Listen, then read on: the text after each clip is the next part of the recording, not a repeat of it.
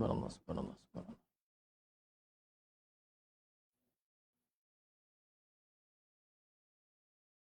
Assalamualaikum warahmatullahi wabarakatuh. Bismillahirrahmanirrahim. Innal hamdalillah nahmaduhu wa nasta'inuhu wa nastaghfiruh wa na'udzu billahi min shururi anfusina wa min sayyiati a'malina. May yahdihillahu fala mudilla lahu wa may yudlil fala hadiya lahu. Asyhadu an la ilaha illallah wahdahu la syarika lahu wa asyhadu anna Muhammadan 'abduhu wa rasuluh. Allahumma salli ala Muhammad wa ala ali Muhammad wa biyassir wa la tu'assir bi tammim bil khair. Rabbi shrah li sadri wa yassir li amri wahlul 'uqdatam min lisani yafqahu qawli.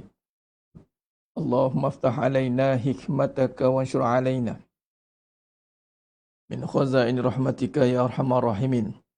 Wallahu allazi la ilaha illa huwa alimul ghaibi wa syahadah wa rahmanir rahim. Wallahu allazi la ilaha illa hu al-malikul quddusus salamul mu'minul muhaiminul azizul jabbarul mutakabbir. Subhanallahi amma yushrikun. Wallahul khaliqul bari'ul musawwiru lahul asma'ul husna. Yusabbihu lahu ma fis samawati wal ardh wa huwal azizul hakim. Wala haula wala quwwata illa billahil aliyyil azim wala manja minallah illa ilaihi amma ba'du. Ayuhal mu'minun ittaqullah usikum wa iyaya bitaqwallah faqad fazal muttaqun. Alhamdulillah. Alhamdulillah ala kulli hal. Alhamdulillah ala kulli ni'mah. Sidang jemaah yang dimuliakan Allah Subhanahu wa taala, para penuntut Akademi Ratu Furqan, muslimin muslimat, hadirin dan hadirat.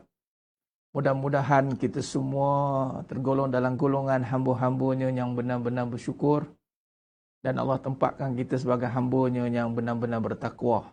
Amin ya rabbal alamin. Alhamdulillah, bersiaran lagi kita pada malam ini siri pengajian online kita, insya-Allah dalam berbagai siri dah.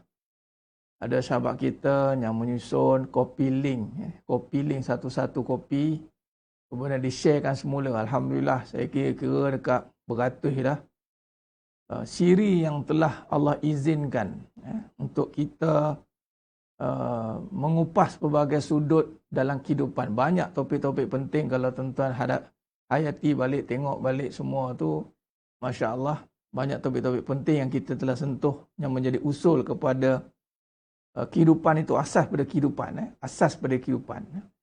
Asas pada kehidupan itu yang mana mestilah kita mampu membezakan hak dan batil. Mestilah kita menguasai kebenaran, menundukkan perasaan. Mestilah kita mampu menguasai keadaan, tidak terkesan dengan keadaan. Banyak benda yang kita bincangkan, tuan-tuan. Banyak benda kita bincangkan. Alhamdulillah, syukur pada Allah Ta'ala. Kita pakar-pakar doa. Pakar-pakar doa sama-sama. Saya doakan anda semua untuk seringkali istiqamah. Dan anda doakan juga supaya Allah izinkan pengajian kita ni sentiasa ada sehinggalah saya kembali ke rahmatullah. Itu dia. Dan kalau tak ada tu, saya tak ada lah tu. Kalau maknanya dia tak ada, maknanya kembali ke rahmatullah. Itulah dia. Jadi kita mohon pada Allah Ta'ala berikan kekuatan, apatah lagi kita berada di akhir zaman ni yang begitu mencabar dengan fitnah kehidupan. Fitnah kehidupan. Bila kehidupan yang penuh dengan fitnah, maka ilmu pun terfitnah juga. Terpalit sekali. Jadi dengan cabaran yang begitu dahsyat ni, kita mohon pada Allah Ta'ala, Allah bantu berikan kemampuan untuk kekalkan amalan yang utama ni, menuntut ilmu, tuan-tuan.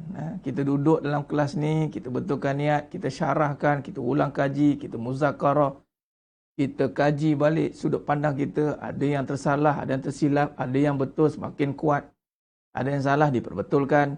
Perkara ni mesti kita kena ulang-ulang. Fazakir fa inna zikra tanfa'ul mu'minin.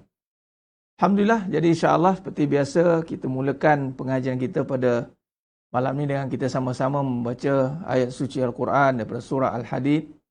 InsyaAllah sama-sama ambil Quran, yang mana ada Quran tafsir ke, Quran mushaf ke, ambil. Dan kita bacalah insyaAllah. Kita niatkan mudah-mudahan dengan kita membaca ayat suci Al-Quran ini, surah Al-Hadid, Allah berikan kita kekuatan. Kuat hati kita ni dengan zikrullah ni. Allah jadikan besi itu bersifat kuat. Tapi ada yang lebih kuat daripada besi itu. Apa dia? Zikrullah. Jadi dengan kita baca Quran ni, ingatkan kita pada Allah SWT, hanya dengan hati yang kuat saja mampu berhadapan dengan fitnah yang begitu dahsyat. Baik. InsyaAllah kita mulakan dengan umul kitab Al-Fatihah. A'udzu billahi minasyaitonir rajim. Bismillahirrahmanirrahim. Alhamdulillahi rabbil alamin. Ar-Rahmanir Rahim. Maliki yaumiddin. Iyyaka na'budu wa iyyaka nasta'in. Ihdinas siratal mustaqim. Siratal ladzina an'amta 'alaihim ghairil maghdubi 'alaihim waladdallin. Amin. Bismillahirrahmanirrahim. Sabbaha lillahi ma fis samawati wal ard wa huwal azizul hakim. Lahu mulkus samawati wal ard yuhyi wa yumit wa huwa ala kulli shay'in qadir. Wal awwal wal akhir wal zahir wal batin وهو بكل شيء عليم. هو الذي خلق السماوات والأرض في 6 أيام ثم استوى على العرش يعلم ما يلج في الأرض وما يخرج منها وما ينزل من السماء وما يعرج فيها وهو معكم أينما كنتم والله بما تعملون بصير.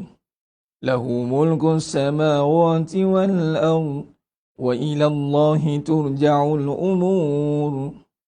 يولج الليل في النهار ويولج النهار في الليل وهو عليم بذات الصدور. آمنوا بالله ورسوله وأنفقوا مما جعلكم مستخلفين فيه فالذين آمنوا منكم وأنفقوا لهم أجر كبير. وما لكم لا تؤمنون بالله والرسول يدعوكم لتؤمنوا بربكم وقد أخذ ميثاقكم إن كنتم مؤمنين. والذي ينزل على عبده آيات بينات ليخرجكم من الظلمات إلى النور وإن الله بكم لرؤوف رحيم. وما لكم ألا تنفقوا في سبيل الله ولله ميراث السماوات والأرض لا يستوي منكم من أنفق من قبل الفتح وقاتل أولئك أعظم درجة من الذين أنفقوا من بعد وقاتلوا وكلا وعد الله الحسنى والله بما تعملون خبير. من ذا الذي يقرض الله قرضا حسنا فيضاعفه له وله أجر كريم. يوم ترى المؤمنين والمؤمنات يسعى نورهم بين أيديهم وبأيمانهم بشراكم اليوم جنات تجري من تحتها الأنهار خالدين فيها ذلك هو الفوز العظيم.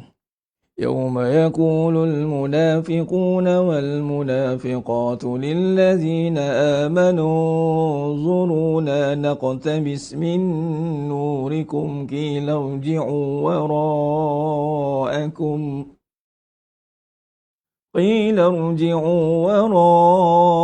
وراءكم فالتمسوا نورا فالتمسوا نورا فضرب بينهم بسور له باب باطنه فيه رحمة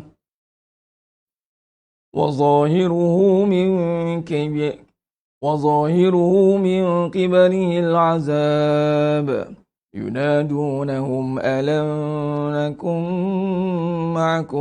ينادونهم ألم نكن معكم قالوا بلى ولكنكم فتنتم أنفسكم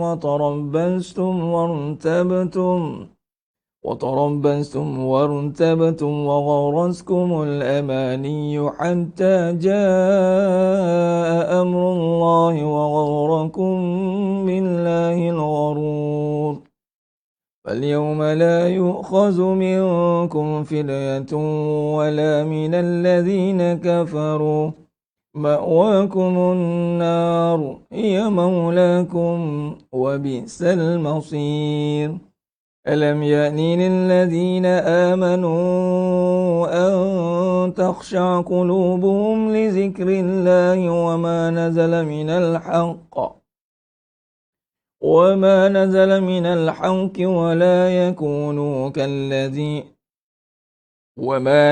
من الحق ولا يكونوا كالذين أوتوا الكتاب من قبل فطال عليهم الأمد فقست قلوبهم وكثير منهم فاسقون اعلموا أن الله يحيي الأرض بعد موتها قد بينا لكم الآيات لعلكم تعقلون إن المصدقين والمصدقات وأقرضوا الله قرضا حسنا يضاعف لهم ولهم أجر كريم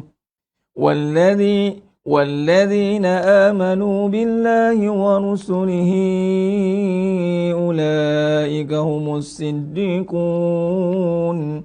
والشهداء عند ربهم لهم أجرهم ونورهم والذين كفروا وكذبوا بآياتنا أولئك أصحاب الجحيم اعلموا أنما الحياة الدنيا لعب ولهو وزينة وتفاخر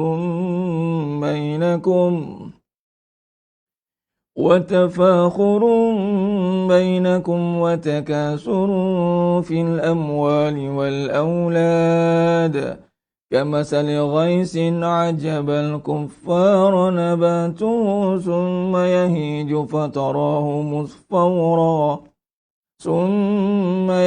فتراه مصفرا ثم يكون حطاما وفي الآخرة عذاب شديد ومغفرة من الله ورضوان وما الحياة الدنيا إلا متاع الغرور سابقوا إلى مغفرة من ربكم وجنة عرضها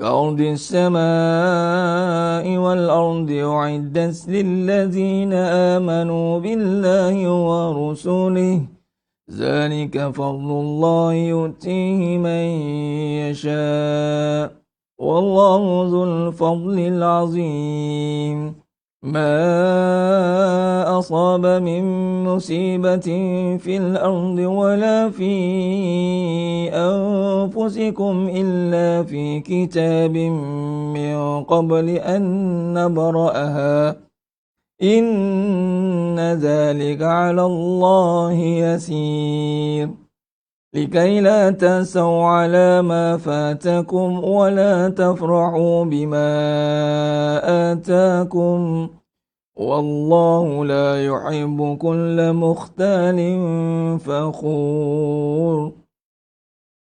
الذين يبخلون ويأمرون الناس بالبخل ومن يتول فإن الله هو الغني الحميد.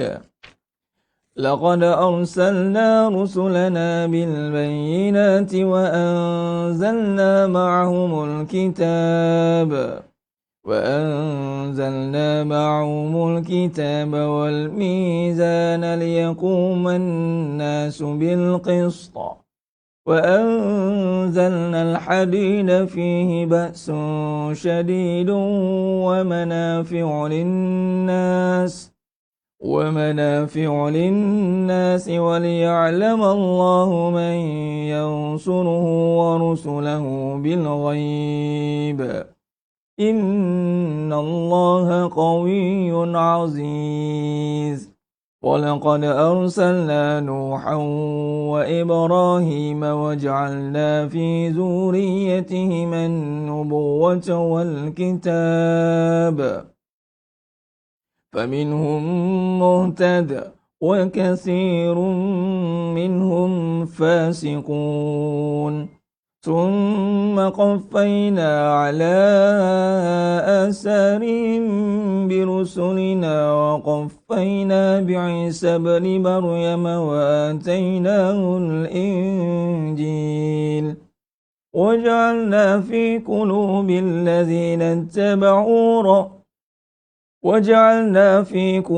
الذين اتبعوه رأفة ورحمة ورهبانية ابتدعوها ما كتبناها عليهم إلا ابتغاء رضوان الله فما رعوها حق رعايتها فآتينا الذين آمنوا منهم أجرهم وكثير منهم فاسقون.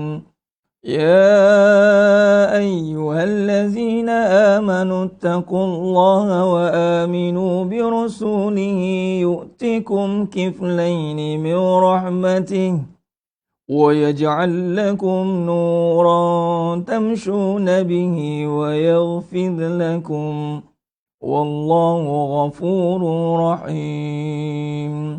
لئلا يعلم أهل الكتاب ألا يقدرون على شيء من فضل الله وأن الفضل بيد الله يؤتيه من يشاء والله ذو الفضل العظيم. Sadaqallahul azim. Alhamdulillah. Moga-moga apa yang kita bacakan tadi daripada ayat suci Al-Quran surah Al-Hadid, insya-Allah kita dapat fadilatnya. Allah berikan kita kekuatan hati untuk kita mendapat ibrah daripada bacaan surah Al-Hadid ni. Tuan-tuan, kalau kita lihat, kita tadabbur sikit. Hati jadi kuat ni tuan-tuan. Pertamanya dan utama dan selama-lamanya itu adalah kerana zikrullah. Ingat Allah. Ingat Allah bermakna bil makna, ingat itu dengan merasakan, merasai, menghayati, memahami tentang kekuasaan Allah. Ingat ni tuan-tuan bukan membayangkan. Ingat ni dia mengenal. Itu bahasa mudah ni, ingat tu mengenal. Contoh, kita ingat mak kita. Kita bukan sekadar bayang mak, tapi kita kenal. Kita boleh hayati kasih sayang mak kita, susah payah dia, perik jerih dia. Kita boleh nampak. Ingat ayah kita, macam itulah. Dan selanjutnya. Orang kata ingat mak bukan ingat baju mak, bukan ingat muka mak. Tapi kita menghayati setiap pengorbanan seorang ibu itu. Itu ingat. Beza dengan fikir. Fikir ni lain. Cuba fikir tentang mak kamu. Kita fikir mak kita ni macam mana. Itu fikir. Tapi bila kata ingat, itu datang dengan mengenal. Mana mungkin orang yang tidak mengenal tetapi dia mengingat. Jadi maksudnya bila kata hati yang kuat, hati yang mengenal Allah, yakni bila mana kita menyebut nama Allah, wajilat qulubuhum, hati ini merasai, menghayati, memahami akan bahawasanya yang berkuasa itu hanya Allah, dan dia melihat dengan sebenar-benar penglihatan sehingga berlakunya penyaksian. Asyhadu alla ilaha illallah. Aku bersaksi tiada Tuhan yang disembah melainkan Allah. Aku bersaksi, maka dengan penghayatan dan penyaksian yang menjadikan kita satu iktikad yang kuat, menjadikan kita punya satu iktikad yang kuat bahawa kita benar-benar melihat akan kekuasaan Allah Ta'ala. Itu hati yang kuat. Dan bagaimana boleh jadi ingat dan kuat ini tidak boleh dipisahkan. Orang yang ingat itu orang yang kuat.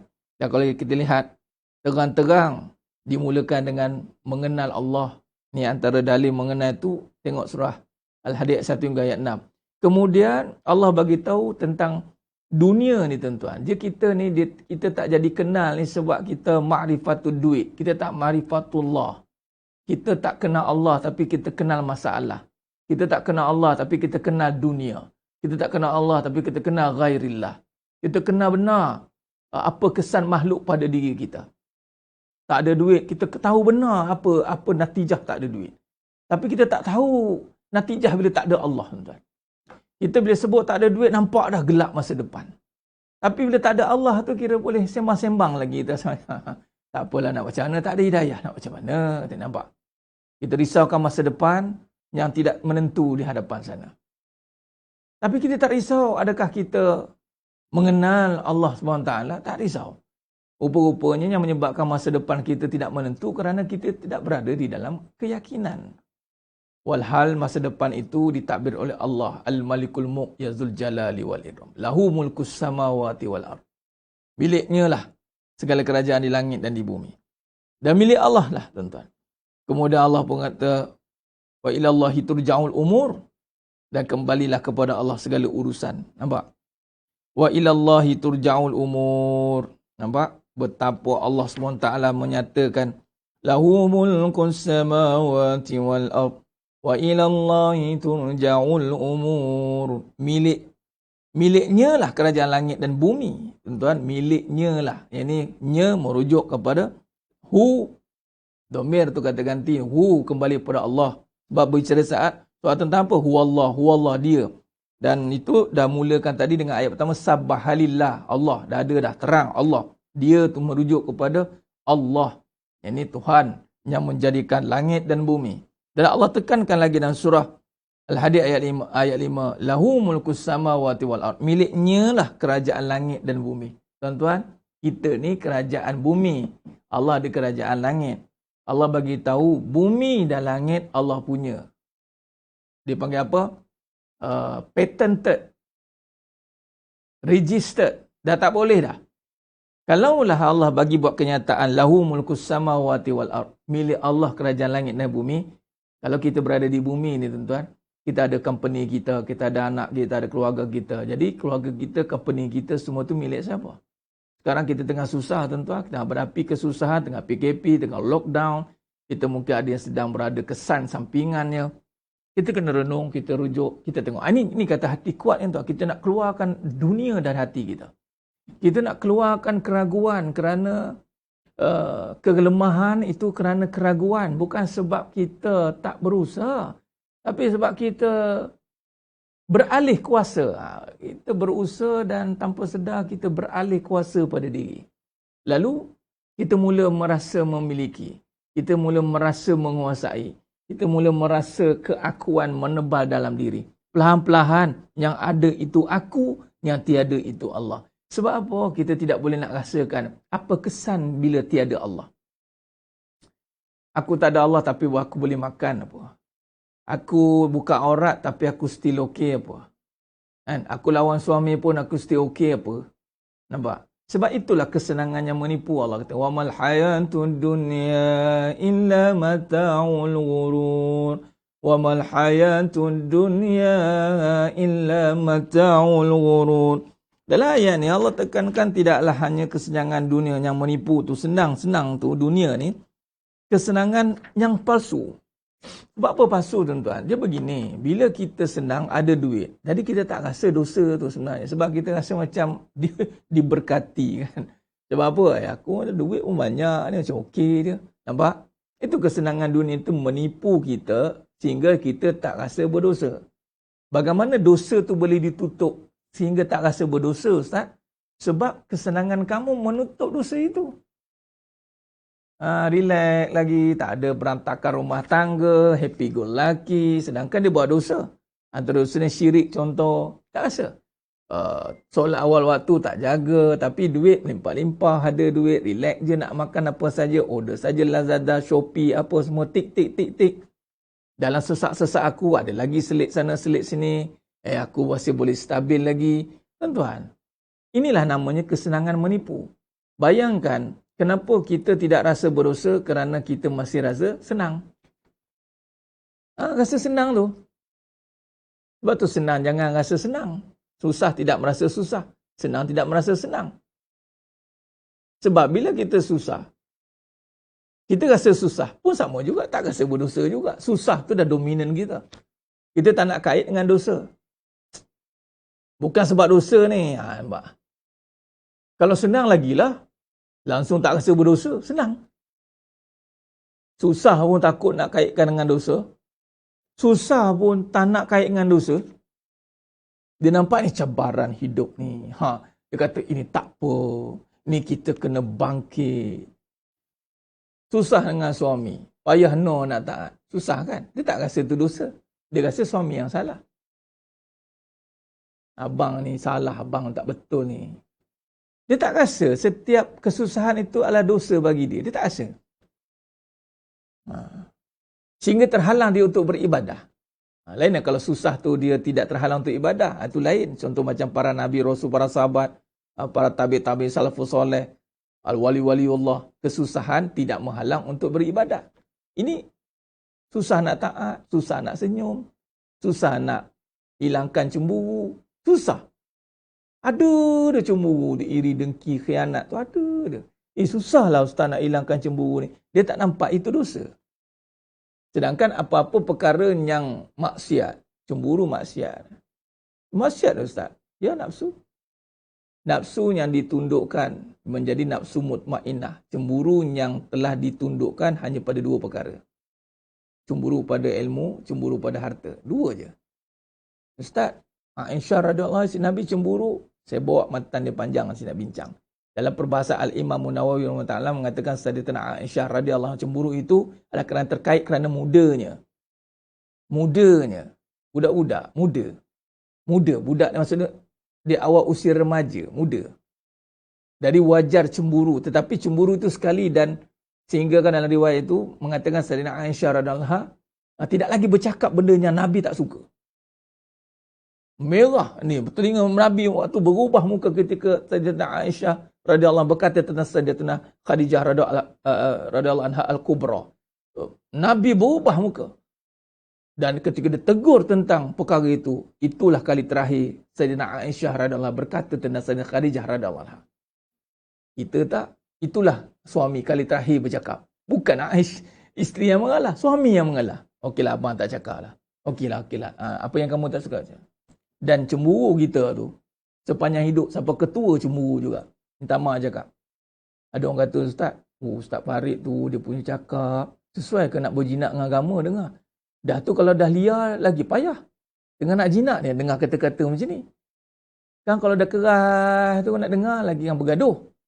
Sebenarnya orang yang nak jinak agama sepatutnya duduk kelas macam ni. Yang nak jinak sepatutnya datang ni sini Ustaz. Saya mula sedar Ustaz. Ustaz, dia orang kata kalau nak poli, orang kata. Nabi tak kata pun.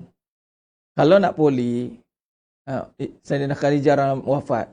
Nabi tak pernah kata. Kalau betul nak ikut Nabi, jangan bergaduh. Isteri pertamanya tak pernah bergaduh. Itulah Sayyidatina Khadijah radhiyallahu anha. Kalau bergaduh, wa ima bercerai pun, tak salah. Anda jauh lagi pada Nabi. Jadi jangan guna nama Nabi lah. Sebab tu saya cukup sensitif. Orang cuba nak jadikan Nabi referen, tapi referen kepada keburukan. Banyak lagi kebaikan Nabi yang kita nak ikut, keburukan yang diambil. Malah itu bukan buruk bagi Nabi. Nabi maksum. Buruk bagi kita, baik bagi Nabi. Kita tak boleh nak samakan langit dengan bumi. Kita tak bagi baru gaduh. Sayyidina Khadijah tak ada istilah tak bagi kahwin. Memang tak turun wahyu. Fikir logik, waktu itu wanita pertama yang masuk Islam. Manusia dan wanita pertama. Bermaksud wanita lain tu orang Islam tak? Belum. Dah tu. Yang kita bergaduh tak bagi kahwin tu, orang Islam sendiri. Seagama. Sekiblat. Bergaduh sama sendiri. Takkan gila namanya tu. Punya busuk hati. Nampak? Sebab apa busuk hati? Dunia. Berharta, berkarier, berkedudukan, nampak masa depan itu terkait dengan harta. Dia tak nampak Allah yang Maha Pencipta. Hati jadi keras. Bukan jadi kuat, tuan-tuan. Sebab tu dalam surah Al-Hadid ni sangat menekankan tentang antara surah yang menceritakan detail tentang dunia. Rujuk surah Al-Hadid ayat 20. Dan juga menceritakan tentang Allah berada bersama dengan kita. Tuan-tuan jangan takut. Surah Al-Hadid ayat 4. Wa huwa ma'akum aynama kuntum. Duduk menung. Ya Allah, pernah jadi dengan aku ni. Ya Allah, ya Allah. Mengadu, jangan mengeluh, tapi bagi tahu, meminta. Cuba tengok surah Al-Hadid ayat 4. Apa kata Allah? Allah bagi tahu apa? Kamu di mana saja kamu berada. Tengok, dialah yang awal, yang akhir. Ayat 3, mana ayat 4. Dialah yang menciptakan langit dan bumi dalam 6 masa, kemudian dia bersemayam di atas arsy. Dia mengetahui apa yang masuk ke dalam bumi dan apa yang keluar dari dalamnya, apa yang turun dari langit dan apa yang naik ke sana, dan dia bersama kamu di mana saja kamu berada. Wa huwa ma'akum aynama kuntum. Tuan-tuan, kita tidak pernah keseorangan sebenarnya. Kita je yang sangka kita seorang diri. Dalam seorang, kemudian duk merasakan, menyangkakan dengan harta lah peneman dia. Anak lah peneman. Tak ada. Yang setia dengan kita, Allah. Tapi kita tak sedar. Kita tak rasa kewujudan Allah. Sebab kita duk sibuk kehilangan benda. Macam mana nak rasa kewujudan Allah, sibuk memikirkan kehilangan benda? Macam mana nak rasa? Macam mana nak rasa? Macam mana nak rasa kewujudan Allah sebab sibuk memikirkan kehilangan benda? Sibuk merasakan kehilangan benda. Macam mana nak rasa kewujudan Allah? Sedangkan la maujud bihaqi illallah. Tiada yang ada melainkan yang ada hanya la maujud bihaqi illallah. Ni Allah katalah lahu mulkus samawati wal ard. Allah tutup dengan lahu mulkus samawati wal ard. Wa ilallahi turja'ul umur. Dan Allah kata lagi, ini ayat surah Al-Hadid ayat 6. Apa kata Allah? Ini tak boleh tipu, tuan-tuan. Yulijul laila fin nahari wa yulijun nahara fil lail wa huwa alimun bizatis sudur. Allahu akbar. Dia memasukkan malam ke dalam siang dan memasukkan siang ke dalam malam, dan dia Maha mengetahui segala isi hati. Don't play. Don't play, tuan-tuan. Mulut cakap lain, hati cakap lain. Ini sangat berbahaya. Dan Allah Ta'ala sangat-sangat tahu. Saya lah tu tak move on lagi ni. Kalau tak nak move on, you akan move out. Pilih. You nak move on ataupun move out. Dengan Allah ni, kata dua je. Jangan ingat Allah bagi kita pilihan dan kita suka memilih-milih. Kalau tak nak move on, you akan move out. Itu saja. Sebab tu dengan Islam ni, tuan-tuan, very clear cut. Sebab tu sahabat begitu hebat. Sebab mereka bukan bermain perasaan. Mereka hanya ada dua pilihan. Malah pilihan pula bukan memilih. Dalam dua pilihan baik dan buruk, para sahabat diajar oleh Nabi untuk mengikut suruhan. Dalam dua pilihan, yang mana Allah suruh? Baik. Suruhan kebaikan, itu kewajipan. Move on kepada kebaikan, itu kewajipan. Kalau you tak nak move on, you akan move out. Disqualified. Settle. Dan tunggu akhirat nanti. Janganlah macam tu kan. Kita ada Allah, tuan-tuan. Kita ada Allah. Bila ada Allah, janganlah mengalah. Sesusah mana hidup ni, cuba tengok. Wa huwa ma'akum aynama kuntum. Kita ada masalah nak telefon kawan, belum tentu kawan cepat angkat. Tapi kenapa kita tak nak call dan direct line? Terus sampai kepada Allah. Yang ni apa? Ud'uni astajib lakum. Minta, bukan mengeluh. Fas'alillah ya Rabb. As'aluka ya Rabb. Aku nak minta ni ya Allah. Kenapa? Sebab aku memang peminta sedekah. Aku ni fuqara. Wa antal ghani wa nahnu fuqara. Kalau aku tak minta, aku tak dapat. Memang hidup ni aku memang meminta je. Baru tahu. Kita ingat, aku tak nak minta-minta ni. Malulah. Tak, kita memang sifat kita meminta. Penggemis. Kita ni penggemis. Apa dia? Minta. Kalau orang ada harta pun minta. Tak nak hilang harta kan? Pengemis lah. Mana ada? Ya, kau boleh janganlah jatuh bisnes ni. Itu pengemis lah tu. Awak dah ada harta. Okey, kita, walaupun dia tak bina macam ni, tapi kita akan buat satu strategic planning ya. Semua tim bersedia. Kita tak nak apa-apa keburukan berlaku pada company kita. Kita kena set up the new legacy. Kita buat kerja apa tu? Meminta tak nak jatuh kan? Miskin lah tu. So kita memang miskin. Fuqara. Terima je lah. Fas'alillah. Minta lah. Angkat tangan. Fas'alillah. Lepas meminta, apa lagi? Fasta'in billah. Minta tolonglah dengan Allah pula. Dan meminta dan Allah lah tolong. Ya Rabb. Tolonglah ya Allah, aku susah nak duit. Minta, memang boleh minta. Yang jadi masalah, kita gadai amal kerana nak duit. Itu jadi masalah. Kita beramal, kita gadai amal tu. Kita dah beramal penat-penat. Kemudian kita gadai amal tu sebab nak duit. Tak boleh. Patutnya beramal saja. Itu Allah. Tak ada kena-mengena nak duit ni. Nak duit, minta. Ya Rabb. Nak duit, ya Rabb. Allah tanya. Untuk apa duit? Sebab memang akan ditanya. Nak bayar banyak benda. Benda ni yang mana? Kemahuan ke keperluan? Alah. Keperluan. Okey. Kemahuan. Dah, lupakan kemahuan. Keperluan. Minta keperluanku, ya Allah. Malah jatuh pada kewajipan, ya Allah. Nafkah, bayar rumah, bayar kereta. Ya Allah, tolong ya Allah. Kadang segan pada Allah, asyik minta dan minta lagi. Baguslah. Habis tu takkan tak nak rasa segan. Baguslah. Al-haya'u minal iman. Kita ni memang kena muka tak tahu malu. Memang. Tapi dalam tak tahu malu tu, dah lah tak meminta. Lepas tu buat action tak tu. Lagi teruk. Patutnya tahu. Sebab itulah kita kena ada Allah. Sebab itulah kita tak boleh buat deraka. Sebab semuanya Allah.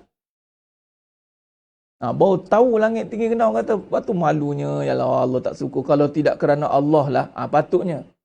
Kalau tidak kerana Allah lah, aku tak ada semua ni. Patutnya. Dah tak nampak usaha kita dah. Kita nampak Allah, tuan-tuan. Aku dapat semua ni.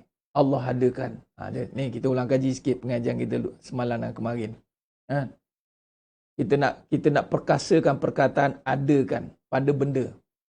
Semua benda, segala benda, adakan. Sebab asal benda tiada. Simple. Okey? Asal benda tiada. Jom.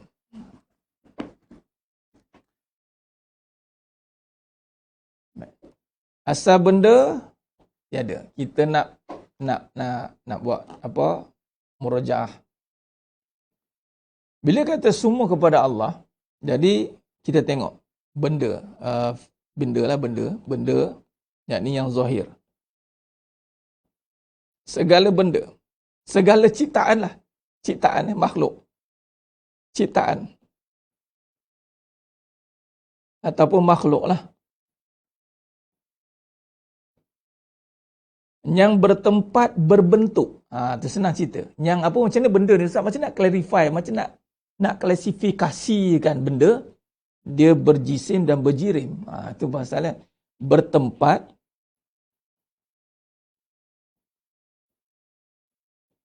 dan berbentuk.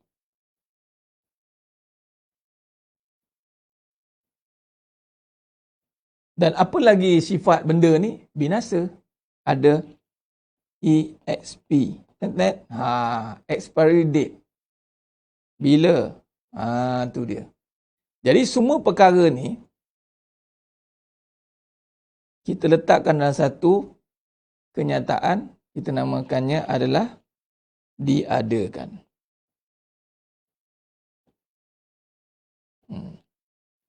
Apa dalil diadakan Ustaz? Ni macam ilmu fizik ni, semua ilmu tu dari Allah. Macam-macam boleh combinekan. Nak kata apa, cakap lah. Jangan kata ilmu sesat, sudah. Tu dia. Dia ni, bak kata ilmu lah. Macam memandangkan ilmu fizik kan. Kata guru saya, Farid, ilmu ni, kalau kau belajar apa pun ilmu, kalau ilmu tu tak bawa kau kepada Allah, ilmu tu batil. Ilmu tu mesti menuju kepada Allah. Mesti.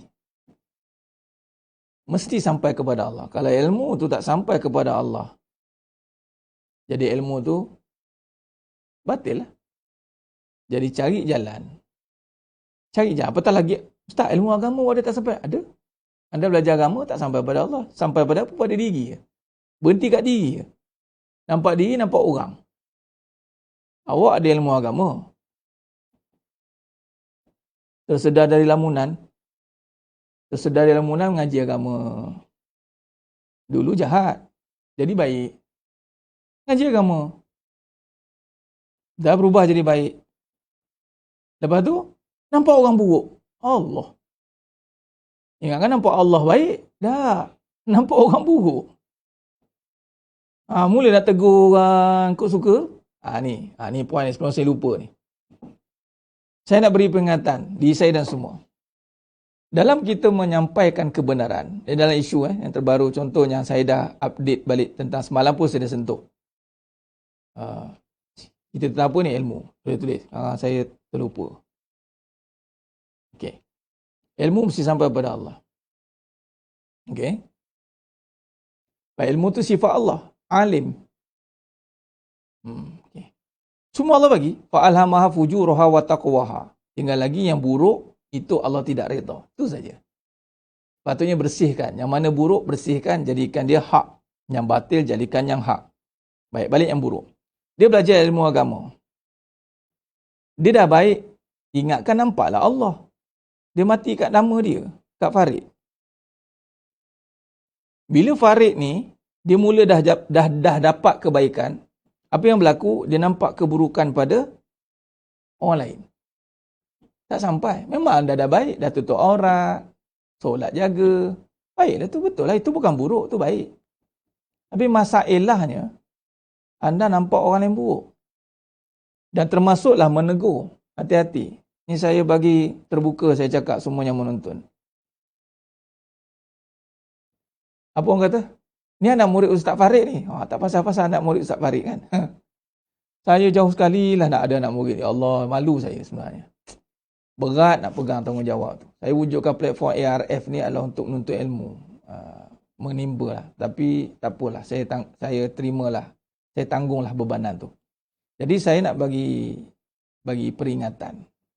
Dalam kita menyampaikan kebenaran, sebenarnya kebenaran ni bukanlah kita pergi kacau orang. Walaupun kita nampak benda tu batil.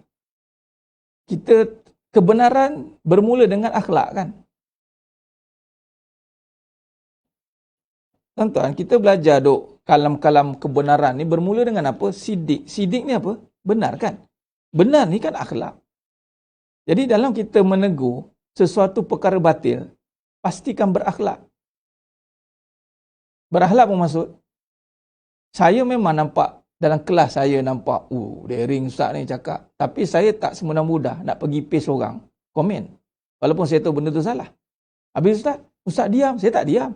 Saya tahu saya nampak salah, saya akan jawab kat paste saya. Saya tak payah pergi komen kat paste orang. Tak payahlah. Apatah lagi, ini Ustaz cakap macam ni, tak payahlah. Saya nasihatkan begitu. Dan kita belajar kebenaran untuk pertahankan akhlak. Dan tujuan dia bukan nak membatilkan orang, tapi nak membetulkan diri. Di saat kita berada dalam kebenaran, orang sniper kita boleh pertahankan dan kita tak sembunyikan kebenaran. Bukan pergi sniper orang. Jangan. Sebab kat luar, kalau ikutkan saya, lagilah saya nak tarik banyak benda. Sakit mata tengok. Satu-satu benda kita nampak. Tapi tak apalah, saya sampaikan kat platform saya lah. Tak payahlah sibuk kat platform orang. Faham? Tak dipertanggungjawabkan. Orang akan dipertanggungjawabkan dengan apa yang disampaikan. Kalau disampaikan benda yang batil, dia dipertanggungjawabkan. Habis Ustaz, kita nampak. Dah kamu jangan ikutlah. Itu saja. Khalas. Ustaz nak tegur Ustaz, tegurlah. Tapi pastikan tegur dengan hujah yang bagus. Saya tulis balik hujah-hujahnya. Jangan berhujah. Jangan menyalah. Jangan melabel. Itu bukan kebenaran. Saya tak ajar macam tu. Ya. Kita nak berhujah, kita berada di pentas ini. Saya nampak. Macam contoh ada video tu kan. Saya tak terus-terus pergi tu. Dan saya cakap saya nak mesej si fulan. Saya tak mesej pun. Tinggal lagi saya jawab dengan kelas, saya bagi tahu. Saya ajar dengan ilmu. Itu namanya betulkan. Tuan-tuan, jangan agresif, jangan kita akhir zaman begitu. Kadang-kadang dia ya saya faham, tapi kita kena itu nafsu. Dalam kita nak membetulkan yang batil, tanpa sedar perasaan juga ikut sama. Sebab tu kita kadang-kadang saya jarang nak ada yang share video kat saya. Tak apa pendapat. Tentang adalah tentang nak cerita pasal masa depan mimpi lah. Susah saya nak komen satu perkara yang saya tak duduk dalam perkara itu. Cuma saya nak bagi tahu Nabi SAW dah satu riwayat, Nabi tengah khutbah, ditanya oleh Arab Badawi tentang kiamat. Bilakah kiamat? Yang share tu tentang cerita tentang nanti kena berlaku bom lah, apalah. Macam-macam cerita akhir zaman. Macam-macam lah spekulasi. Saya bukan nak kata salah pun tidak, betul pun tidak. Saya tak tahu. Cuma saya nak bagi tahu, yang apa yang saya tahu, Nabi SAW ditanya oleh seorang Arab Badawi berkenaan tentang kiamat. Ustaz, kalau di tempat rujukan tak apa ke? Tak apalah, rujuklah. Tak ada masalah. Yang tahu cakap tahu, tak tahu cakap tak tahu. Senang cerita. Rujuk tak mestinya kita sebut tahu. Tak ada masalah.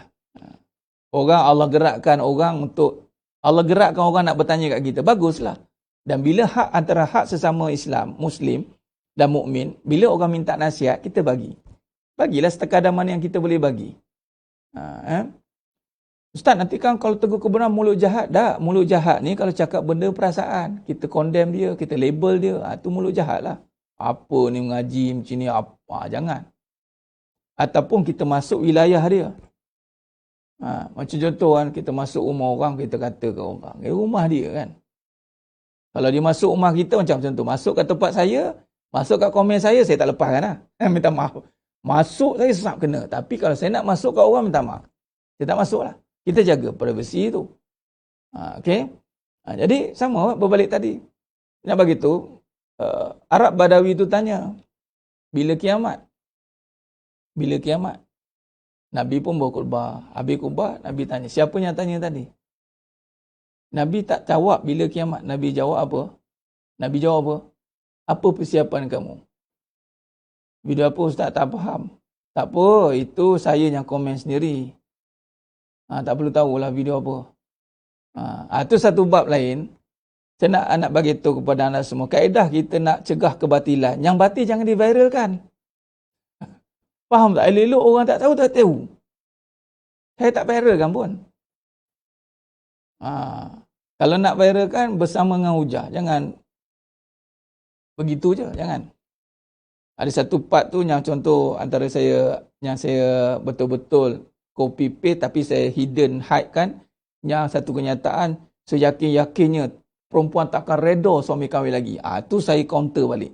Sebab bersalahan dengan apa yang Allah takdirkan saya lalui dan saya mengajar. Berbeza. Sebab tu Allah gerakkan, Allah adakan kekuatan itu untuk mewujudkan persoalan yang sangat terpencil dan internasional. Jika bertanya kepada semua ni, yang mana tak ngaji pun sibuk nak jawab juga, tu saya paksa tanya. Sebab saya yakin, dengan ilmu dan kefahaman, insya-Allah keredaan akan sampai. Itu saya copy paste. Tapi orang tak adalah kita viralkan semua. Yang batil tak perlu diviralkan. Ini satu benda, penyakit akhir zaman. Benda yang buruk kita simpan. Tinggal lagi kita keluarkan terus. Macam contoh, apa yang saya sampaikan ni, banyak poin-poin yang saya dapat. Saya tak perlu pick yang mana-mana. Saya jadikan dia sebagai hujah, kemudian saya sampaikan. Itu saja. Jelas. Macam mana dengan hadis yang menyebut pasal zaman ramai yang benar diamkan diri? Dia bukan ramai benar diamkan diri. Akhir zaman ni akan berlaku begitu sebab yang batil terlampau banyak. Bukan diamkan diri. Tak diamkan diri pun. Hadis tu bagi tahu. Bagi tahu tentang terlampau banyak yang batil. Sehingga terdiam yang benar. Ini antara perkara yang saya cuba insya-Allah perjuangkan. Perjuangkan untuk menggerakkan kebenaran. Pasalah itu yang kata yang ramai bertentang marah tu. Ramai tuan saya dapat WhatsApp macam-macam. Mula ustaz menyampah dengar ustaz mula ni. Geram betul. Macam-macam statement saya dapat. Saya cakap macam mana? Saya kena sampaikan lah. Tak tahan left. Berapa ramai yang left blog saya pun ada. Unfriend pun ada. Lantar lah. Lagi pula isu-isu tentang perasaan lah, tentang kahwin lagi lah, lagi sakit jiwa orang dengar kan. Saya cakap tak apalah, satu masa ni awak tahulah kebenarannya apa. Kebatilan tidak akan boleh tertegak selagi mana kebenaran tidak berganjak. Saya tak berganjak. Yang mana ikut saya dulu, ada lagi kat sini. Tinggal jumpa tak jumpa lah. Baik. Jadi sedang jemaah yang mulakan Allah SWT. Okey, clear. Jadi hati-hati cukup hati-hati. Saya yakin tahu yang mana ngikut pengajian ni memang nak tak nak terkait dengan anak murid ustaz Allah. Jadi saya terpanggil lah. Saya bukan nak wujudkan satu tim yang bentras kebatilan kat tempat. Cukup bentras kebatilan pada diri dan nampak kebatilan di luar, kita boleh hujah balik dengan cara yang baik, dengan pace kita kat personal kita. Okay? Jangan interrupt, disturb pace orang. Itu je saya minta. Walaupun kita menggeletar-geletar ni, menggeletar-geletar ni Ustaz. Kalau nak menggeletar, ingat, saya lebih menggeletar untuk menulis. Tapi satu tahap, tak apa. Kita boleh simpan lagi, kita boleh relax, kita boleh susun kita susun hujah kita cari apa, biar nampakkan berilmu lah. Biar nampak berilmu dan meluahkan kebenaran. Itu dia. Bukan meluahkan perasaan. Tu je.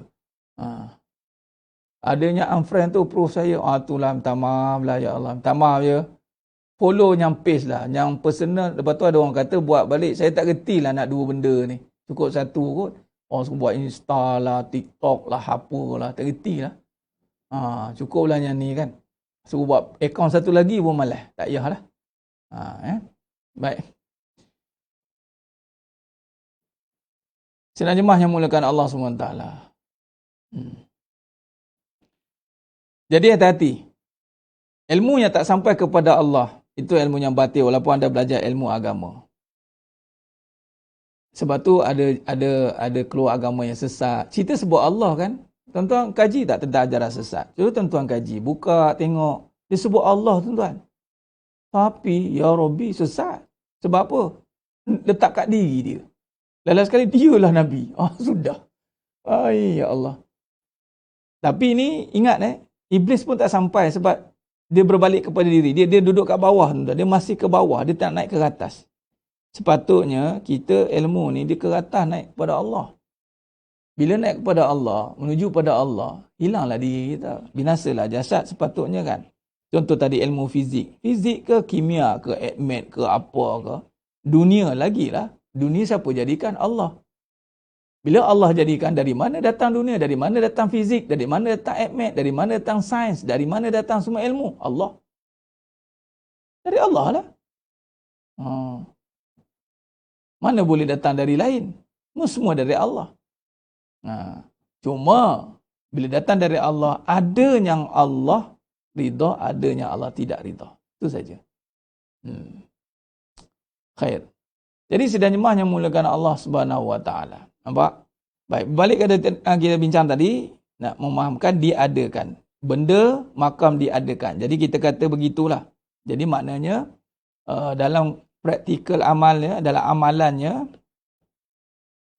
amalan lisannya, kita akan berkata Allah adakan.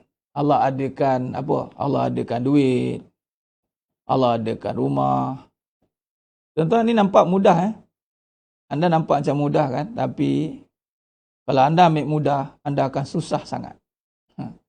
Sebab tu kadang-kadang Allah adakan duit, kita nampak macam, lah takkan cakap macam tu je Ustaz.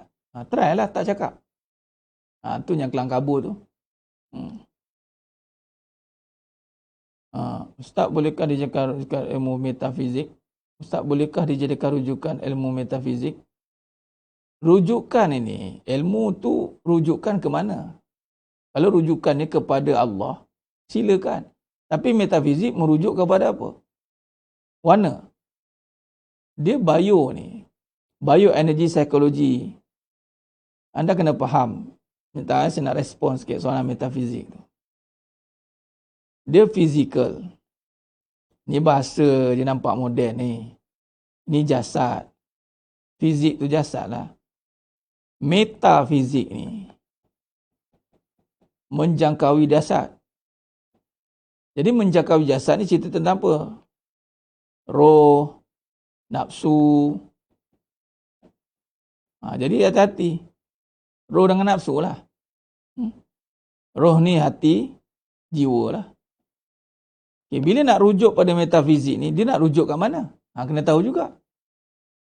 Nafsu ni duduk pada keadaan pula. Keadaan, sangkaan.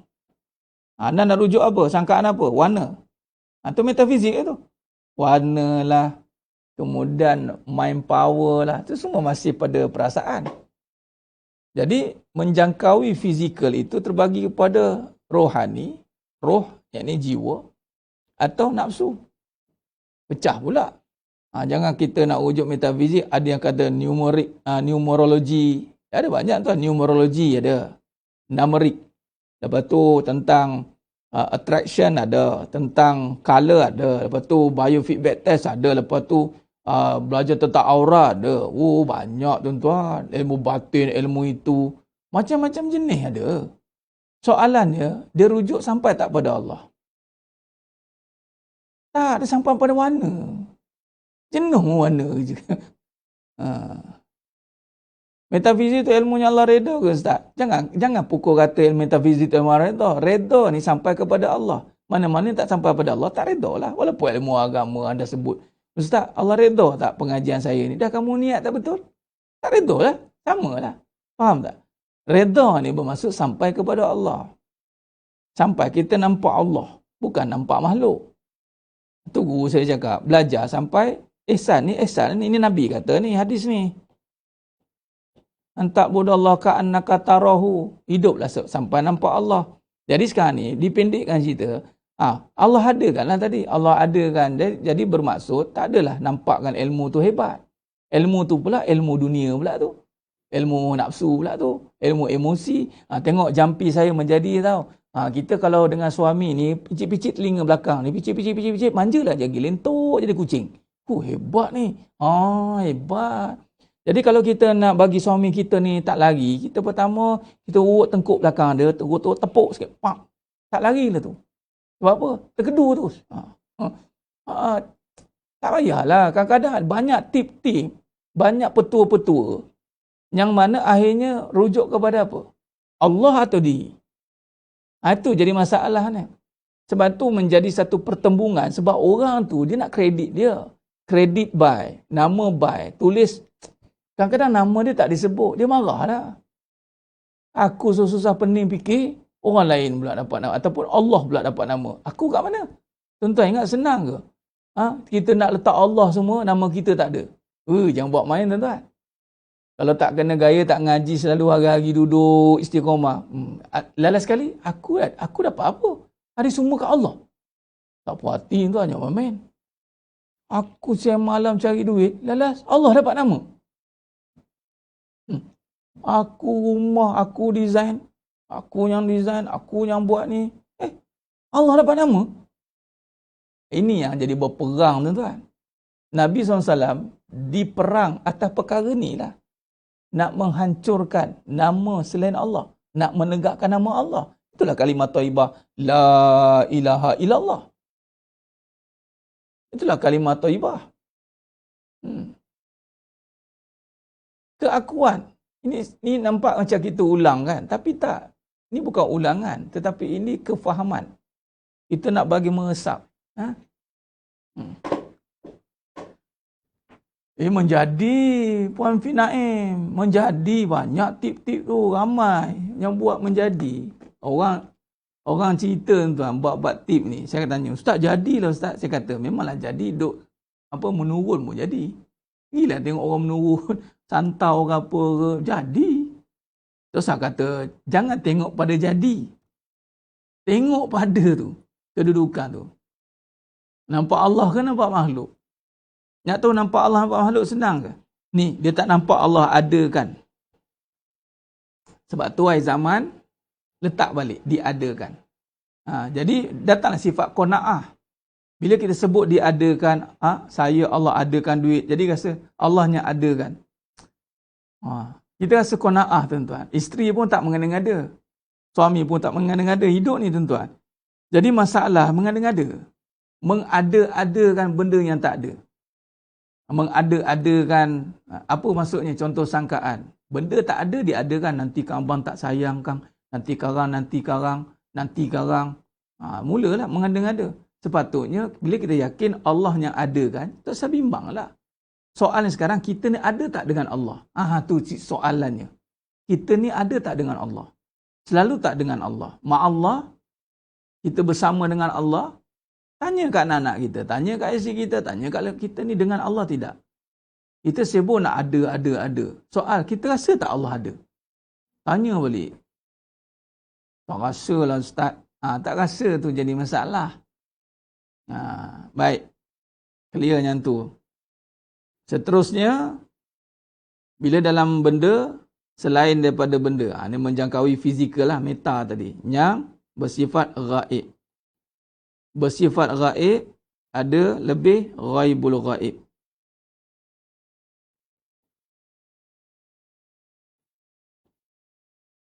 Adanya ghaibul ghaib, yang lebih ghaib daripada ghaib. Okey. Alladzina yu'minuna bil ghaib wa yuqimuna as-salah. Allah ada tak? Soalan Allah ada dengan Allah di mana? Jangan merujuk tempat. Allah ada tidak merujuk pada tempat. Allah ada tak? Lain. Allah kat mana? Itu soalan kalau ulama kata tak beradab. Tak boleh tanya soalan di mana. Sebab Allah tidak bertempat. Wujud bila bil makan. Wujud tidak bertempat. Tadi kalau rujuk dalam surah Al-Hadid tadi kan, ayat 6 tak silap saya kan. Ayat 5. Lahu mulkus samawati wal ard. Yang ayat 4. Summastawa 'alal 'arsy. Alang-alang ni, rakyat ni sekejap saya sentuh sikit. Saya tak nak kupas panjang bab ni tapi saya nak sentuh juga sikit. Kalau kita rujuk kepada ayat ini, wallazi khalaqas samawati wal arda fi sittati ayyamin summastawa 'alal 'arsy. Nampak? Apa kata Allah? Allah bagi tahu dialah yang menciptakan langit dan bumi dan masa kemudian dia bersemayam di atas arasy. Okay. Dalam bab ni, saya tak nak pergi perbahasan dalam bab tasbih, dalam bab takwil, itu ulama dalam perbahasan panjang lebar.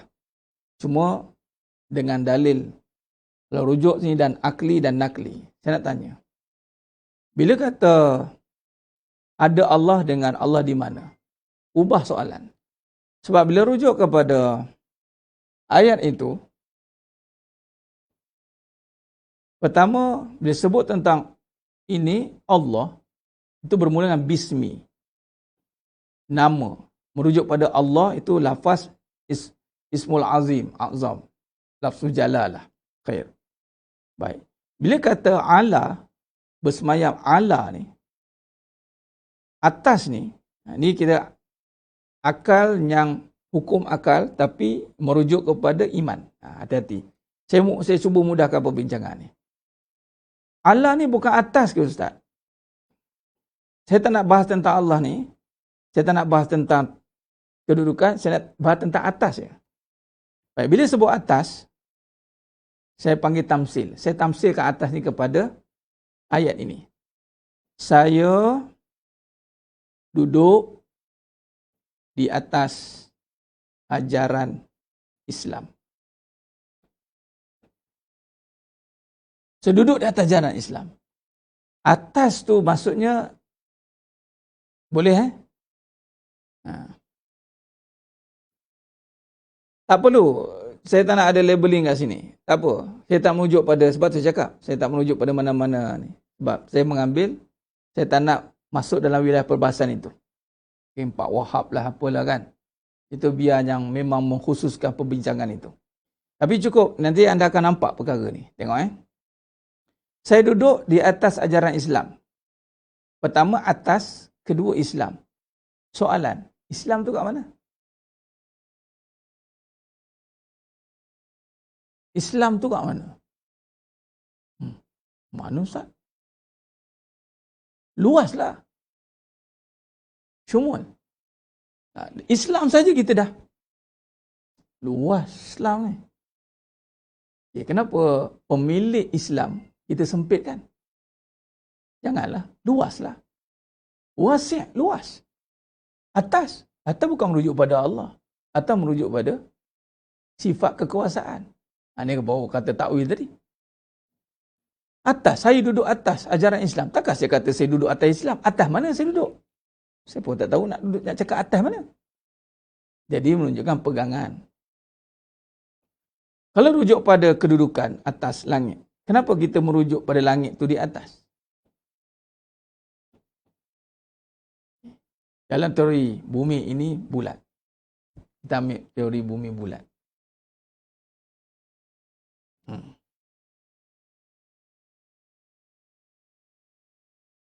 Kalau berada di atas langit, kalau orang tu berada di sini, atasnya di mana? Kalau orang tu berada di sini, atas di mana? Kalau orang berada tu di sini, atas di mana? Adakah atas kita menunjuk atas ataupun satu ketinggian? Ini bukan takwil dah, ini satu kenyataan. Tingginya, tinggi itu atas atau tinggi? Ini yang nama kalam hak ni.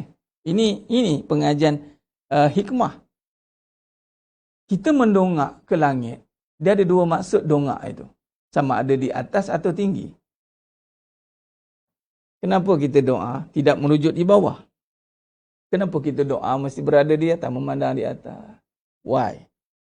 Ini kena betul ni. Kena cakapkan anak. Kalau kita doa, adakah berada di atas? Tidak. Kita memandang atas, bukan masuk berada di atas. Tapi nak bagi tahu tingginya kedudukan itu. Tinggilah. Uish, tingginya. Mendongak kita tengok. Tinggi. Tinggi itu pula bukan tingkat. Tinggi itu sifat. Allahu Akbar. Ali. Tinggi. Sebab tu mengaji dalam bab ini kena jelas. Kita bukan mengaji benda. Kita mengaji ghaib. Ghaib pula. Ghaibul ghaib pula tu. Kalau kata ghaib itu tinggi. Tinggi ni kan ali. Ali. Ya ali. Tinggi. Bila kata tinggi. Tinggi ni ghaib tuan-tuan.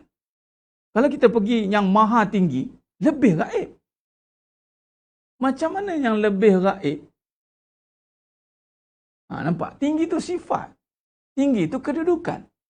Maka atas merujuk kepada tinggi, ketinggian.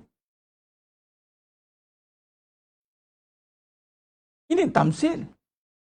Bukan duduk pada tempat. Dia tidak merujuk kepada tempat. Jadi atas, boleh faham atas? Okey, kita bahas atas je. Tak nak bahas tentang Allah. Allah ni luas. Allahu Akbar. Unlimited. Tak bertepi. Kita cerita bahas atas je. Dan atas dikaitkan dengan sifat. Sifat apa? Ali, tinggi. Dan dalam ciptaan, Allah meletakkan arasy paling tinggi. Tuan-tuan, kalau kita buat bangunan, kita ada apa panggil? Dia setiap bangunan tu dia ada mercu dia panggil. Dia buat bangunan tu, kemudian dia terus macam tu. Skyscraper ni dia buat. Dia buat itu kan.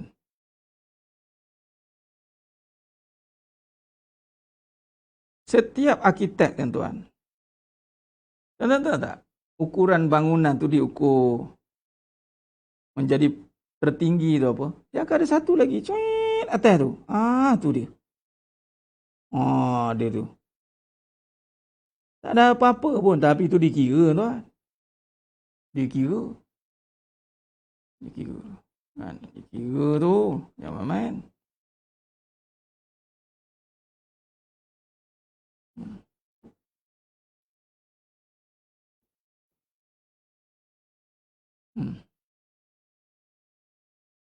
Jadi orang-orang pun kat situ tengok kecil. Ini pun kira orang nampak gitu kecil-kecil lagi. Tu. Allahumma salli. Apa dah?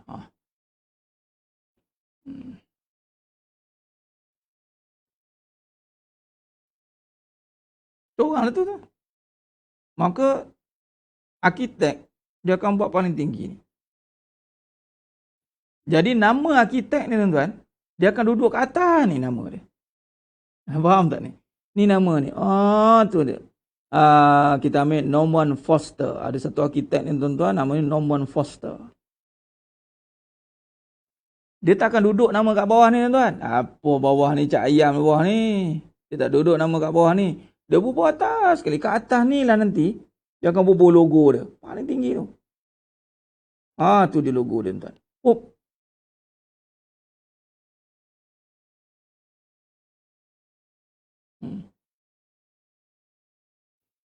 Jadi, anda boleh faham. Nama paling atas, duduk dekat atas tu, adakah empunya badan tu duduk atas? Ataupun dia mencipta satu kejadian, summastawa ala rash. Meletakkan paling tinggi, itulah kedudukan. Yang mana kedudukan merujuk pada kekuasaan aku.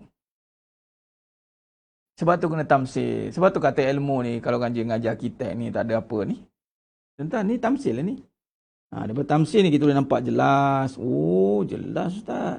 Maknanya kedudukan itulah. Yalah. Nama ni. Nombor ada kat atas nama ni. Orang ni bukan duduk atas pun. Orang ni tu kat bawah.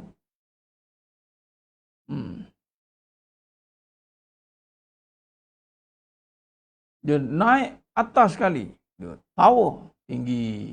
Nama tu. Nampak? Jadi summastawa 'alal 'arsy. Itulah dia atas. Lepas tu nama. Nama berada di atas. Jelas? Jadi bila kata wallah merujuk di atas, itu nama ataupun kedudukan yang tinggi.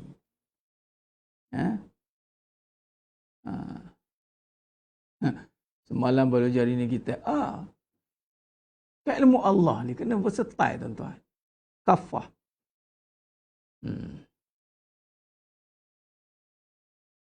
Jadi tak payah pening-pening lah. Jelas. Baik. Clear tu. Bila kata tadi ada tu, merasakan Allah ada. Ada bagaimana? Wujud bila-bil makan. Kerana apa? Kekuasaannya meliputi segala-galanya. Wa huwa ma'akum aina ma kuntum. Mana saja pergi, situ ada kekuasaan. Luar biasa. Tapi di mana kedudukan, kalau nak tunjukkan kemuncak kuasaan, tinggi. Summastawa 'alal 'arsy. Adakah tempat? Bukan. Merujuk pada ketinggian. Itu je lah.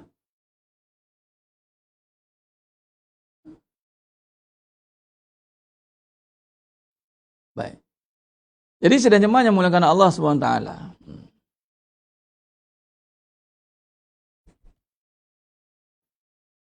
Kalau kita tadi ada yang bertanya sekejap.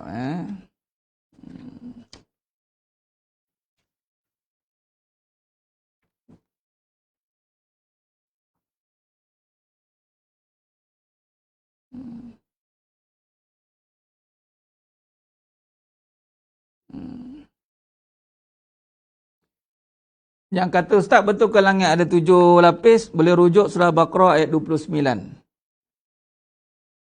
Wallazi khalaqa lakum ma fil ardi jami'a summa istawa ila sama. Ini pun summa istawa ila sama. Nah. Ini cerita langit pula. Dia lah menceritakan segala yang ada di langit, lalu dia menyempurnakan. Ayat ni. Summa istawa ila samai fasawwahunna sab'a samawat. Wa huwa bikulli syai'in alim. 7 lah. Habis tak nak ukur 7 macam mana? Jangan ukur lah. Nak ukur baju pun silap. Nak ukur baju pun salah. Ukur nak masak pun tak kerti. Tak payahlah ukur langit. Langit di luar construction kita lah. Tak ada measurement yang boleh ukur langit. Yang kita nampak tu Ustaz, itu lapisan baru, atmosphere. Itu atmosfera baru. Itu sumastawa ila sama. Ni sumastawa ala al-arsh, nampak? Jadi kalau kata ni nampak ke dalil. Kalau rujuk pada ayat Al-Hadid ayat 4, kalau surah Al-Baqarah 29, masa tu as-samawat, sama ke arash. Kita boleh nampak? Cukup kat situ. Okay? Baik. Ada cerita dalam Isra Mi'raj? Ya ada. Cuma bila sebut dalil Al-Quran, qat'i lah. Dalil nakli lah. Tak boleh dibahas terus. Titik. Baik. Jadi bila ghaibul ghaib,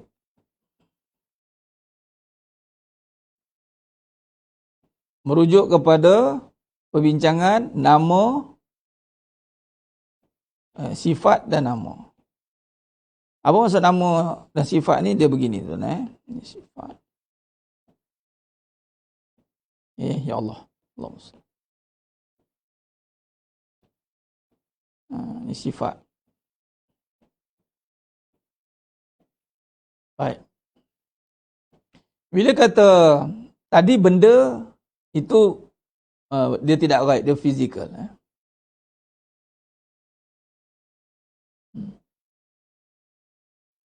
Bila kata sifat gaib merujuk pada apa ni? Yang gaib, contoh kita ambil merujuk pada Asmaul Husna. Asmaul Husna. Itu nama-nama yang terpuji. Sifat-sifat yang terpuji. Baik, contoh saya ambil beberapa sifat yang biasa kita guna dalam kehidupan. Kaya, kuat, rezeki, cantik. Ini semua sifat. Bukan benda ya. Bila sebut sifat, masuk bukan merujuk pada bentuk. Sifat dia memang ada sifatnya. Bulat ke apa ke, itu bersifat. Kalau benda baru kita cerita sifat benda. Tapi kalau pergi pada sifat terus, dia bukan benda. Tapi dia boleh diterjemahkan kepada benda. Kena faham. Kalau kita sebut benda terus, dia ada sifat juga. Contoh, benda cerita tentang kita benda. Saya tak sebelah lah, senang. Benda, tuan-tuan, benda. Saya buat bahasa mudah, tuan-tuan. Yang penting kita nak faham pakai ni. Benda, okey, ni sifat. Katalah kita sebut benda dulu. Apa benda? Duit. Okay. Duit ni ada sifat dia? Ada. Sifat duit ada. Apa sifat duit? Habis. Habis. Sifat duit habis lah. Ataupun apa sifat duit? Koyak. Boleh rujuk pada duit kan? Koyak sebab dia kertas. Okay, itu salah satu macam tu. Ada lagi sifat dia? Rezeki. Tu cerita pula rezeki pula. Maksudnya merujuk kepada sifat. Tapi bila kata sifat, contoh kita sebut sifat. Apa dia? Rezeki. Dia tidak merujuk kepada benda. Jelas? Boleh InsyaAllah. Mana yang baru-baru tu cuba insyaAllah. Allah bagi faham. Jadi bila sebut sifat, dia bukan merujuk pada benda. Bila saya sebut tentang kaya, jangan pergi pada benda. Sebab kaya bukan benda. Laisa lagina an kasratil arad. Tidaklah kaya itu dengan banyaknya harta. Contoh kuat. Ini Piramli dia cakap. Di manakah letaknya kekuatan hang tua? Di kerisnya kah? Atau di tenaganya? Tu. Nampak? Rezeki. Jangan fikir duit. Dia sebut rezeki, jangan fikir duit. Tapi kalau duit, dia sebut benda, dia ada sifat dia. Sifat duit tu boleh kita kaitkan dengan rezeki, tak masalah. Tapi bila sebut sifat terus, jangan kait dengan benda. Sebab belum tentu dia terjemahkan benda. Jadi apa yang saya cakap kat sini, sifat ini dia akan merujuk kepada pemilik. Ada pemilik. Contoh, kaya, maha. Letak maha tuan-tuan. Di pengajian Asmaul Husna, ada tanya, Ustaz, tak nak cerita Asmaul Husna ke? Ya, saya cerita juga. Malah, inilah perbincangan kita sebenarnya. Cuma saya tak cerita satu-satu, tapi saya cerita menyeluruh. Pada masa yang sama, saya akan juga cerita satu-satu nanti. Baik. Maka letak maha, maha, maha. Maka ada pemilik. Bila sebut nama, ada pemilik. Pemilik kaya. Dan pemilik ini merujuk balik kepada Allah. Sebab tu bermula dengan Huwallah. Huwallah. Jadi kaya. Dan ingat sifat merujuk pada kesempurnaan itu semua pada Allah. Tidak reflect kepada kita, tidak tujuk pada yang buruk. Yang buruk-buruk tidak. Yang buruk-buruk tu akan pergi pada makhluk. Yang sempurna, sabbahalillah, subhan, tasbih, itu semua pada Allah. Yang buruk kita. Yang baik itu Allah. Tu clear kat situ. Parking diri kat situ. Sebab tu jangan perasaan baik. Perasaan buruk tak apa. Bukan perasaan dah, kenyataan memang buruk. Itu dia. Bila kenyataan memang buruk, bila ada benda baik tu jadi perasaan baik. Baik bukannya sifat kita, baik sifat Allah. Kita ni hanya hamba kepada kebaikan. Okey? Baik, jadi sedang jemaah yang muliakan Allah SWT. Maka, bila merujuk kepada pemilik, maka cara kita nak guna ataupun nak mantapkan kefahaman kita, maka di situlah kita akan belajar dengan Bismillah, dengan nama Allah. Atau Billah, dengan Allah. Maka apa-apa saja berkaitan dengan sifat, merujuk pada sifat, maka dengan nama Allah yang Maha Kaya. Kayakanlah aku dengan ilmu, kayakan aku dengan harta, kayakan aku ya Allah. Kaya sifatmu. Kayakan aku dengan kesihatan. Pulanglah. Tapi dengan namamu ya Allah. Dengan namamu ya Allah. Dengan kekayaanmu. Baik, bukan diadakan sebab kaya dah memang ada. Salah kalau kita kata kaya tak ada. Tak boleh. Sebab tu saya bila merujuk pada rezeki, tak boleh kata rezeki tak ada. Kalau anda merujuk pada duit, ya. Soal, anda cakap duit ke soal rezeki ni? Duit Ustaz, cakap je duit tak ada. Lebih senang nak clarify. Lebih senang kita nak justify, kita nak pastikan. Kalau kita kata rezeki tak ada, anda sila bulan kan merujuk pada sifat Allah ni kan? Begitu. Jadi maksudnya, dengan rezeki Allah, dengan namamu ya Razzaq, Huwa Razzaq, dengan kekayaanmu, dengan rezekimu, rezekikan aku. Dan satu bab lagi, dalam sebut tentang asma' ni tuan-tuan, dia bukannya bermain di bibir. Jangan ya Razzaq, ya Ghani, ya Buni. Suka. Dia bukannya dia bermain di bibir, tetapi itu adalah terjemahan dari hati, lalu diterjemahkan dengan perbuatan. Sebab tu, kalau kita lihat, kalau kita kata dengan Allah tuan-tuan, dengan Allah. Dia sebut dengan Allah yang Maha Kaya. Dia bukan sekadar sebutan. Dia kena ada action. Apa tindakan kita? Apa af'al kita? Apa perbuatan kita? Bila kita bekerja atau hidup dengan Allah Maha Kaya, maka perbuatan kita adalah tidak kejar dunia. Kita tak jadi orang yang ajilah, kelangkabut, gelojoh, dia ni tak cukup-cukup. Bermaksud dia akan pergi kepada, bagi kita kena terjemahkan af'al. Af'al, terjemahkan af'al. Yang ini perbuatan, apa sifat kita, apa akhlak kita, kalau kita sebut dengan Allah yang Maha Kaya. Maka kita tidaklah marah ke orang kalau orang tak bagi duit. Tak marahlah kita sebab Allah yang bagi. Kalau orang tu tak bagi, it's okay lah. Janganlah marah. Di belapang dada. Jadi jangan sebab tu jarang saya guna sifat-sifat tu bermain di bibir. Kalau berkata-kata tu sebut asma-asma Allah. Dia bukan sebutan. Asma Allah bukan sebutan. Asma Allah itu adalah permintaan. Anda kena minta dengan. Satu, keduanya, dia adalah kejiwaan. Dia dari jiwa dan yang paling penting, terjemahan. Beriman dengan Allah yang Maha Kaya, apa presentation kita apa? Apa akhlak kita macam mana? Itu yang paling penting. Bila dengan nama Allah yang Maha Kaya, maka kita tidak kejar dunia. Kita tak kejar dunia lah. Sebab apa tak kejar dunia? Nak dikejar apa? Sebab kita bukan kerja untuk dunia, kita kerja untuk Allah. Kita uruskan dunia, bukan suruh kejar dunia.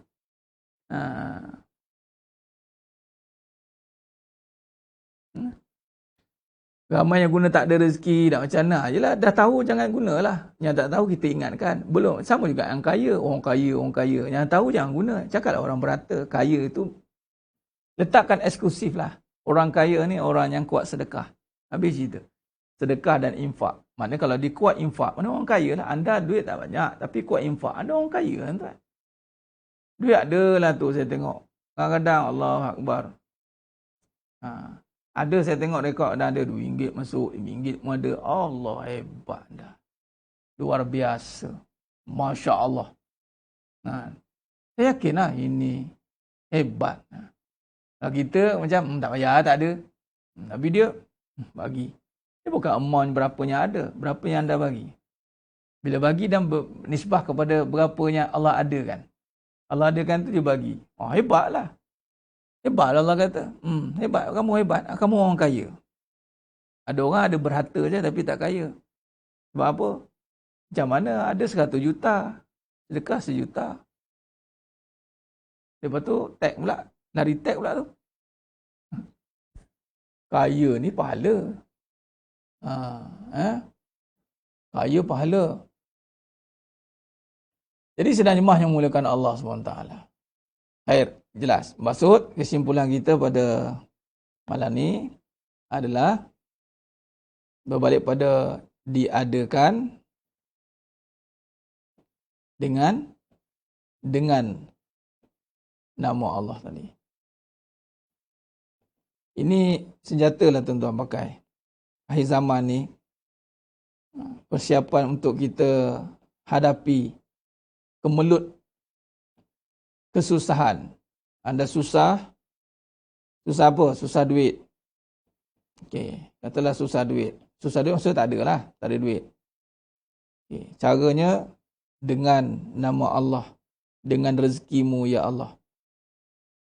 Dengan sifat kesempurnaanmu, sebutlah. Dengan sifat kesempurnaanmu yang Maha memberi rezeki. Atau dengan sifatmu Razzaq, rezekikan aku. Adakan aku duit. Dia macam tu. Minta, jangan lagi mengeluh, jangan lagi bersedih, la taqaf, la tahzan. Jangan. Tak ada gunanya kita berkata begitu kerana dia takkan jadi sempurna permintaan kita di saat kita masih berkata-kata dengan nafsu. Kali ini biarlah berkata-kata dengan ilmu dan kebenaran. Anda tak ada duit, minta. Ya Allah, aku tak ada duit. Ya Allah, adakan. Itu dia. Adakan duit untuk aku dengan sifatmu yang Maha memberi rezeki. Kerana rezeki ada sebelum adanya duit.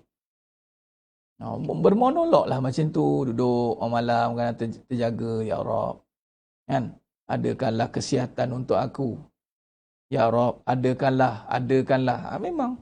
Lepas tu cakap pula begini tuan-tuan. Ya Allah.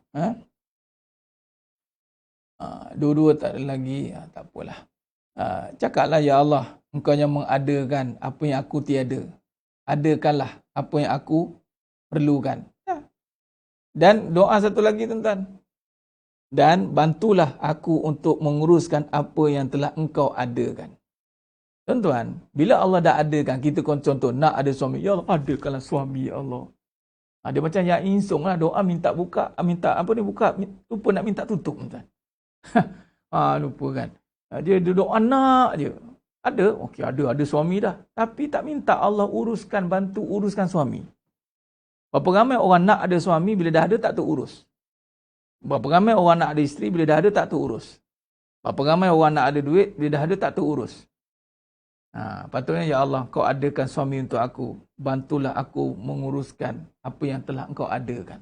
Bantulah aku ya Allah untuk menguruskan apa yang telah engkau adakan. Memang tuan-tuan, Allah adakan. Kita tak mampu nak uruskan tanpa Allah bantu tuan.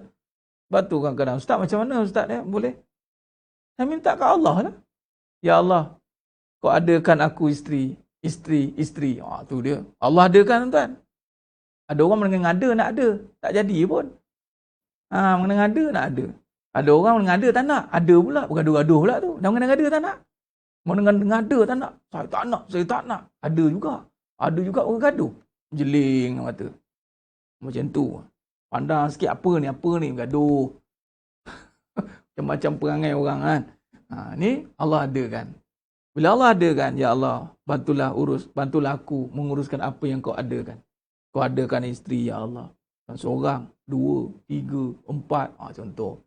Kau adakan aku anak, ya Allah, ramai, ya Allah. Bantu aku uruskan anak yang ramai. Bukan sebab aku pandai ngurus. Bukan dengan suara lantang peti aku ni anak dengar kata. Gitu cara dia. Bukan kata peti dia jerit. Dengar kata. Tak. Allah gerakkan dia mendengar kata kita. Ya Allah, bantu aku menguruskan perniagaan ni. Kau adakan untuk aku perniagaan ni, ya Allah. Bantu aku uruskan apa yang telah kau adakan. Dengan kekayaanmu. Masuklah. Dengan pula gaib tadi. Dengan kekayaanmu, ya Allah. Kayakanlah perniagaan ini. Dengan rezekimu, ya Allah. Rezekikanlah keberkatan. Anda bermonolog lah. Mengikut kefahaman-kefahaman yang telah dibincangkan. Ustaz, macam mana nak ikhlaskan soalan tadi?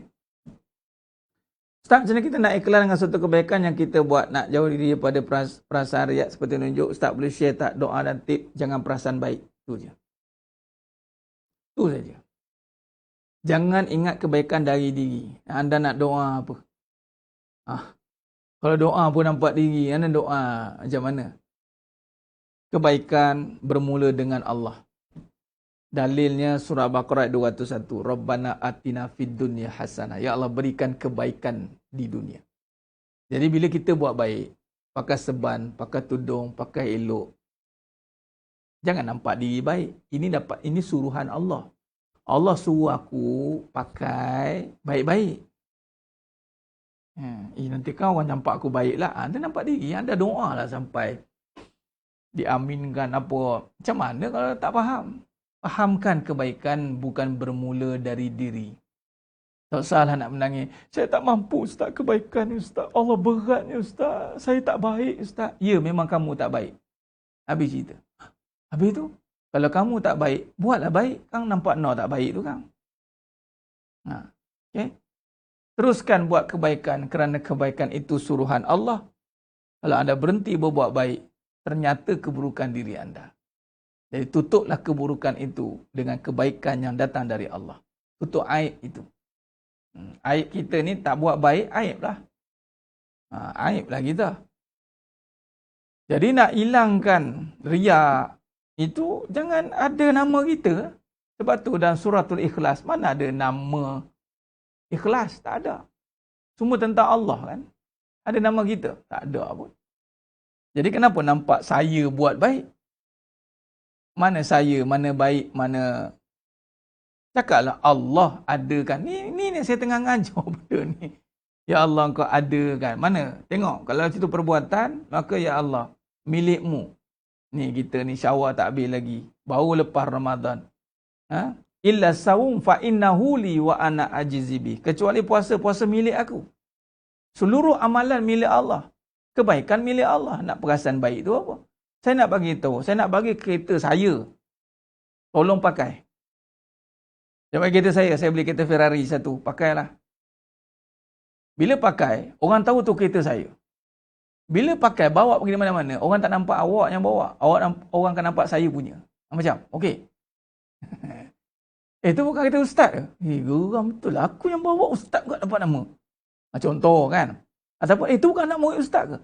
Nama dia aku juga dapat nama tu. Contoh kan. Contoh. Ustaz tu anak murid ustaz tu dia mulut lancang betul lah. Saya juga. Tak pasal-pasal. Contoh kan. Tu bukan isteri ustaz. Ustaz juga. Tu. Sebab dah bayang dah nampak saya. Congok dan kelas ni. Oi, semangat dengar ceramah ustaz ni. Dia tak tahu, dia dengar aja, bukan mengaji pun. Kalau macam tu, baik cakap, itu kan anak murid ustaz itu, ustaz ini. Kalau dia dengar 10 ustaz, anak murid kepada 10 ustaz. Kan bagus macam tu. Tapi tengok kat mana dia paling kuat dengar kan. Betul lah tu. Bermaksud kalau lah nampak nama Allah, tak nampaklah nama diri. dah nampak nama Allah. Sebab tu kata bismillah. Lahu mulkus samawati wal ard. Dengan nama Allah aku buat baik ni. Jadi kebaikan tu nama Allah bukan nama aku, kan? Kan macam itulah. Inilah perbahasan tentang penyucian. Kita nak bersihkan kefahaman kita daripada campur aduk kebaikan yang nampak pada diri. Boleh ya? Itu cara dia. Kalau nampak Allah, tak ada nampak kita. Kalau nampak kita, tak nampak Allah. Itulah. Ya. Jadi sedang jemaah, itu saya nak bagi contoh. Sedang jemaah yang berkata Allah. Tak apa. Tanggungjawab. Dah nak sangat mengajar, nak buat akademi ni, tanggungjawab saya lah. Saya pikirlah tanggungjawab tu, tak ada masalah. Tak ada masalah. InsyaAllah. Itu saya bagi contoh. Kita akan bawa nama yang mana kita berdamping ataupun kita di mana kedudukan. Apatah lagi kita dengan Allah. Nak buat kebaikan kerana Allah kan. Dan bawa nama Allah. Pastilah nak nampak Allah. Kenapa nampak kita pula? Bermaksud tak ada Allah dah tu. Tu kena faham. Baik. Jadi senang jemaah yang mukallaf ta'ala. Khair, saya kira cukup setakat tu dulu. Malam ni kita sampai setakat ni dulu. Alhamdulillah. Jadi cukup setakat tu. Kita sambung pengajian kita pada siri yang akan datang. Besok kita kelas santai. Pagi besok ada kelas ke-10 insyaAllah. Dalam pengurusan kehidupan. Pengurusan risiko dan masalah. Pengurusan risiko. Besok saya cerita detail sikit tentang risiko apatah lagi dengan COVID ni kan.